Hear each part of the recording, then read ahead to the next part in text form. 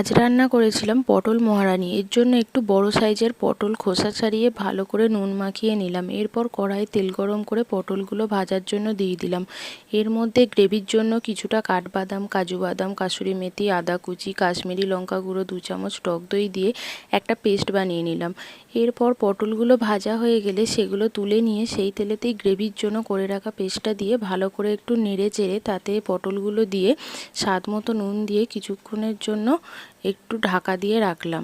এর ফাঁকে 1 চামচ জিরে, মৌরি, ধনে ড্রাই রোস্ট করে গুঁড়ো করে একটা ভাজা মশলা তৈরি করে নিলাম। এরপর কড়াইয়ের ঢাকা খুলে তাতে ভাজা মশলাটা 1 চামচ চিনি, 1 চামচ চিলি ফ্লেক্স, কাসুরি মেথি আর 1 কাপ দুধ দিয়ে নেড়ে চেড়ে আবার কম আঁচে ঢাকা দিয়ে রাখলাম কিছুক্ষণের জন্য।